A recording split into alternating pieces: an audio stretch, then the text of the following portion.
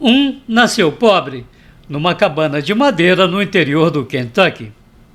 Aos 15 anos, seu tempo total de escolaridade formal não chegava a 12 meses. Seu primo o chamava de preguiçoso e sua madrasta dizia que ele não apreciava trabalhos pesados. Foi praticante de luta livre, campeão da modalidade em seu condado aos 21 anos, gostava de briga e era famoso por desafiar os valentões da época. Ao morrer sua primeira namorada, entrou em profundo estado de melancolia e depressão, o que se tornou recorrente em vários períodos de sua vida. No dia marcado para sua cerimônia de casamento, ele não apareceu, deixando a noiva plantada no altar. Na sua primeira experiência política, perdeu feio, ficando em 8º lugar na contagem de votos. O outro nasceu em Maryland, numa mansão de 4 quartos, um dos muitos luxuosos imóveis de propriedade de seu pai. Considerado um jovem atlético e popular, frequentou a Academia Bel Air e a Academia Militar Episcopal, as melhores escolas de seu estado natal, e destacou-se nas provas colegiais de equitação e esgrima. Já aos 16 anos, começou a mostrar seu interesse e sua vocação para o palco em peças escolares e, ao chegar aos 20 anos, deu início à sua vida profissional como ator. Suas atuações, consideradas intensas e carismáticas, tornaram-no famoso. Em 1850, seu ganho anual como ator chegou a $20 mil, o equivalente hoje a 700 mil. Além do sucesso nacional na ribalta, foi reconhecido por parte da imprensa como o mais belo americano de sua época e, no dizer de alguns, um gênio, dada sua privilegiada memória em decorar textos e roteiros teatrais. O destino faria esses dois homens encontrarem-se na noite de 14 de abril de 1864, no Teatro Ford, em Washington, D.C. O primeiro chamava-se Abraham Lincoln, o outro, John Wilkes Booth. É sobre esse encontro que nós vamos falar no vídeo de hoje. Se você gosta desse canal, por favor, inscreva-se se ainda não o fez, divulgue, compartilhe, comente. Tudo isso é muito importante para que o canal possa ganhar mais visibilidade no YouTube e nós possamos prosseguir com o nosso trabalho. Muito obrigado.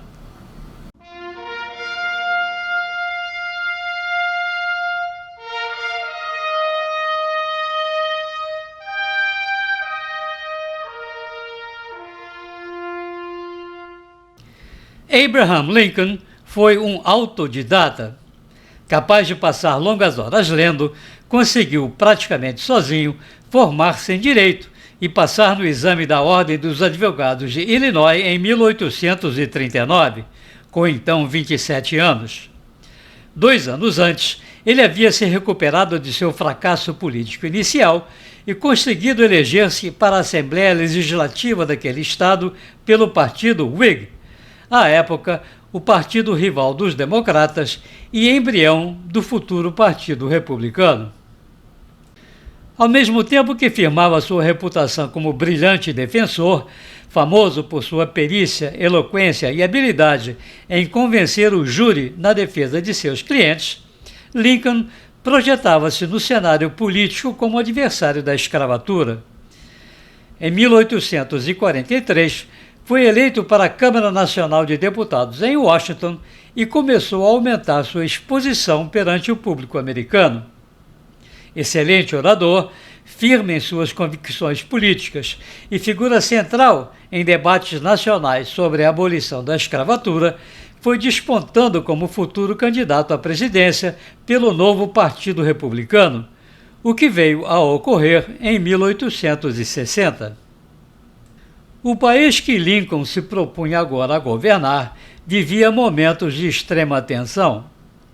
Desde o início da formação das 13 colônias, criadas após a chegada dos peregrinos do Mayflower, o trabalho escravo já existia, uma prática trazida do outro lado do oceano pelas primeiras famílias de imigrantes. À medida que esse embrião da futura nação crescia economicamente e sua população aumentava, mais e mais mão de obra escrava passou a ser utilizada, desde em trabalhos domésticos e artesanais, até intensivamente na agricultura. Na primeira metade do século XVIII, estima-se que existiam na colônia 400 mil escravos, 18% de sua população total. Após a independência em 1776 e depois a promulgação da primeira Constituição em 1787, os estados do Norte decidiram abolir a escravidão em seus territórios. No Sul, entretanto, a história era outra. Com a expansão para o Oeste no início do século XIX, a prática da escravatura estendeu-se e uma batalha jurídica e política sobre sua legalidade começou a ganhar contornos de divisão nacional. A proibição da importação de escravos em 1805 pelo governo foi largamente ignorada no Sul e o contrabando de seres humanos floresceu em larga escala. Mesmo com todo o esforço governamental de repressão, ainda em 1820, a maioria dos congressistas americanos possuíam escravos. Por essa altura, o extraordinário desenvolvimento da cultura do algodão, fortemente dependendo de mão de obra intensiva nos estados sulistas, fez com que o número de escravos nos Estados Unidos, na primeira metade dos anos 1800, chegasse a 4 milhões. Nesse quadro, a polarização entre o norte abolicionista e o sul escravagista chegou ao seu nível extremo. A corrida presidencial de 1860 desenvolveu-se em meio a violentos confrontos no território do Kansas entre abolicionistas e escravagistas, com os candidatos Lincoln pelos republicanos e John Breckinridge pelos democratas, espelhando em suas campanhas o mesmo antagonismo e a mesma oposição de ideias. A vitória de Abraham Lincoln foi cristalina, 180 votos eleitorais contra 72, mas o país estava mortalmente dividido. Logo após o resultado da votação, os estados do Sul criaram os Estados Confederados da América. No dia 12 de março de 1861, apenas 8 dias após a posse de Lincoln, tropas confederadas bombardearam o Forte Sumter, um posto do exército americano na Carolina do Sul.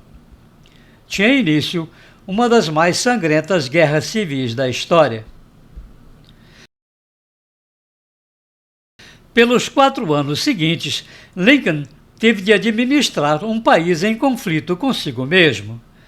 Toda a crueldade de uma guerra entre irmãos, a destruição da estrutura de uma larga faixa do país, os imensos recursos gastos e perdidos num esforço bélico autodestrutivo, o esgarçamento do tecido nacional e a perda de quase 1 milhão de vidas iriam colocar em teste a capacidade humana e política de um líder apanhado numa terrível curva do destino.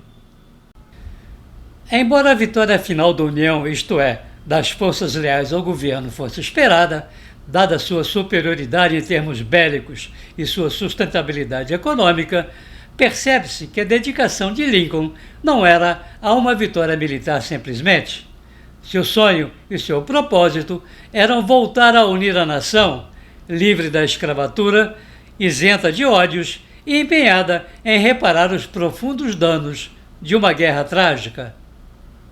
Isto fica bem evidente em seu discurso, proferido em novembro de 1863, ainda em pleno conflito, no local onde, meses antes, ocorrera a Batalha de Gettysburg, uma das mais sangrentas da guerra e uma derrota decisiva para os Estados Confederados.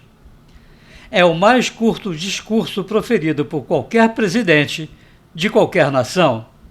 Foi lido por Lincoln em pouco mais de 2 minutos e meio. A maioria dos presentes nem chegou a ouvi-lo, acreditando que Lincoln ainda se preparava para começar. Quando ele voltou a sentar-se, o estranhamento foi geral. Muitos ficaram com a impressão de que ele provavelmente passara mal ou esqueceram o texto em casa. Foi só quando a imprensa oficial publicou que o país, e depois o mundo, tomou conhecimento da extraordinária mensagem contida naquelas poucas palavras. 7 years ago, our fathers brought forth on this continent a new nation conceived in liberty and dedicated to the proposition that all men are created equal. Lincoln prossegue, enaltecendo os combatentes que ali haviam lutado e morrido e declarado que seu sacrifício era muito mais importante do que meras palavras. Para homenageá-los devidamente, restava agora aos vivos a tarefa de reconstruir a nação nos princípios de igualdade e liberdade que haviam norteado a fundação do país. As palavras finais resumem sua esperança numa nação melhor e mais feliz e são repetidas e admiradas desde então. That this nation, under God, shall have a new birth of freedom, and that the government of the people, by the people, and for the people shall not perish from the earth. Em 1860, John Wilkes Booth havia atingido o pico de sua carreira artística. Sua fama era agora nacional e seu talento de ator proclamado tanto pelo público como pela crítica. Atuando em teatros desde Nova York até Nova Orleans, passando por palcos famosos em Boston, Chicago, St. Louis e Filadélfia, inspirava entusiasmados comentários nos jornais que chegavam a considerá-lo um orgulho do povo americano e estrela de primeira grandeza. Embora Maryland, seu estado natal, não tenha aderido à Confederação, e na sua família o assunto da escravatura suscitava reações controversas, desde o início Booth se identificou como um ferrenho anti-abolicionista. Quando Lincoln se elegeu e os estados sulistas se rebelaram, sua lealdade se posicionou claramente a favor dos confederados. Gradualmente, à medida que a Guerra Civil avançava, Booth foi transformando sua simpatia pela manutenção da escravatura em ódio por Lincoln, a quem passou a culpar por todos os males que afligiam o país. Em 1863, durante uma apresentação em St. Louis, expressou abertamente no palco seu desejo de que o presidente e o governo fossem para o inferno. Detido, só foi liberado após pagar uma substancial fiança. Afinal, crimes de opinião já eram puníveis então.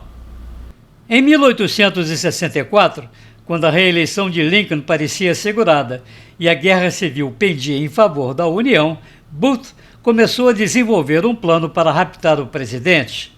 O objetivo era forçá-lo a declarar o fim da guerra, aceitar a existência da Confederação e trocá-lo pelos prisioneiros sulistas presos no norte.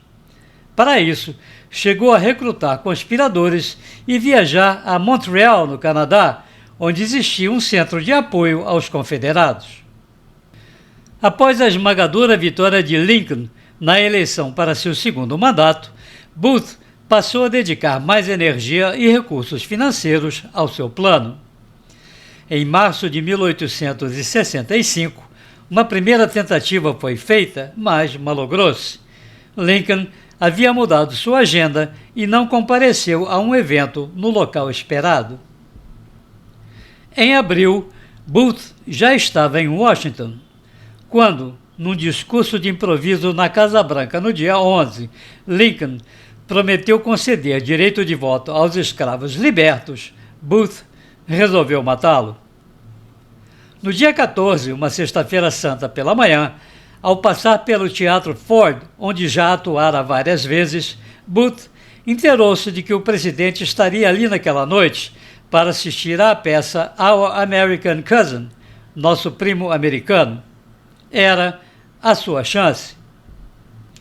Durante o dia, reuniu um grupo de comparsas, assegurou-se de que lhe providenciassem um cavalo para sua rota de fuga e delineou o plano definitivo.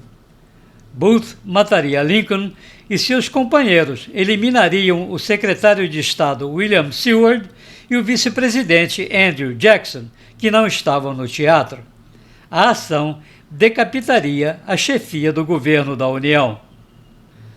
Logo após o intervalo da peça, Booth que conhecia bem a arquitetura do teatro, dirigiu seu camarim presidencial e atirou em Lincoln por trás, acertando na cabeça. O major Henry Rathbone, ajudante de ordens do presidente, ainda saltou sobre ele, mas Booth esfaqueou e desvencilhou-se. Para dar maior caráter teatral ao seu ato, Booth então pulou para o palco e, brandindo a faca ensanguentada, gritou "Sic semper tyrannis", assim sempre é o tirano, uma citação latina supostamente dita por Brutus ao assassinar Júlio César. Consta que, ao protagonizar seu ato acrobático, uma de suas esporas prendeu-se na guirlanda que ornava o camarote presidencial e que Booth machucou seriamente uma das pernas ao cair. Assim mesmo, enquanto o espanto era geral, conseguiu evadir-se do teatro e iniciar sua fuga. Por outro lado, nenhum dos seus comparsas chegou a consumar suas ações. Seward chegou a ser esfaqueado, mas sobreviveu. Andrew Jackson nem chegou a ser atacado. O assassinato do presidente causou uma intensa comoção nacional. Seu funeral passou à história como um dos mais pranteados acontecimentos da crônica americana, tanto no norte como no sul. Calcula-se que mais de 7 milhões de pessoas alinharam-se ao longo da ferrovia percorrida pelo trem fúnebre, que levou seu corpo de Washington até Springfield, no Illinois, onde foi sepultado. Enquanto isso, a fuga de Booth prosseguiu por 12 dias, percorrendo caminhos pouco povoados e trechos de floresta e pântanos, abrigando-se em locais pertencentes a simpatizantes da causa sulista. Seu objetivo era chegar à Virgínia e, eventualmente, até o México. Ao mesmo tempo, crescia no país a rejeição ao seu ato e a ele mesmo. Nos seus últimos momentos, Booth amargurou-se ao perceber que o ato que supunha heróico estava sendo relegado à categoria de um simples assassinato covarde. No dia 26 de abril, os federais finalmente cercaram Booth num galpão para armazenar tabaco na Virgínia e o incendiaram. Recusando-se a se entregar, foi morto pelos policiais. Abraham Lincoln e John Wilkes Booth, dois homens cujas vidas foram entrelaçadas pelo destino. Espero que você tenha gostado desse vídeo e dessa história. Um abraço e até a próxima!